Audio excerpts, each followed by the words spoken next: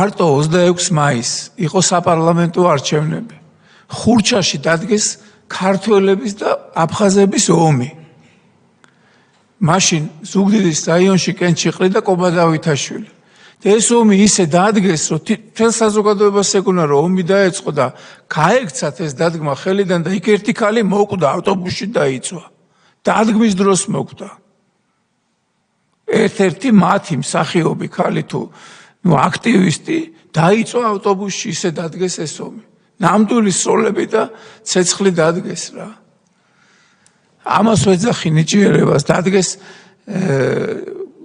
მოდელირებული ქრონიკა, ორ ადამიანს გული გაუსხდა კი ისით რაც არის და ჩემი შვილები სახლიდან გარბოდნენ, სად უნდა მივიდეთ, შევიარაღდეთ და სად უნდა დავიწყოთ ომიო და მე რო გამომაცხადეს იმ მოდელირებულ ქრონიკაში, რომ რუსული ტანკზე ვზივარ და თბილისისკენ მოვიდა, აგერ ვარ თქო, ყვიროდი, აგერ ვარ, სადმე ხართ მეთქი რა. შვილები არ გიჯერებთ. ხო, ისეთი ამბავი იყო. ამას უძახი, ეს იყო რა შეიძლება ამ ადამიანებს არ გაეკეთებინათ დაწყებული ორი გვამიდან დამთავრებული, არ ვიცი, ომის დადგმამდე, ამაზე ადამიანის, ნორმალური ადამიანის ტვინი ვერ მიდიოდა აქამდე.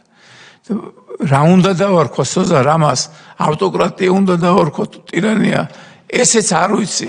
ეს იყო სისასტიკის რეჟიმის, სხვას ვერაფერს ვერ ვიტყვი და მეტიც მგონია, რომ პირველი ექსპერიმენტი იყო მთელ მსოფლიოში იმისა, რაც დღეს ხდება.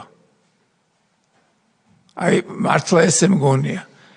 ერთი ხელით და დემოკრატიის ხმალით ნადგურდება მთელი ჯანსაღი აზრი და განსხვავებული აზრი. დღეს პრაქტიკულად ამას უყურებთ ჩვენ მთელ მსოფლიოში.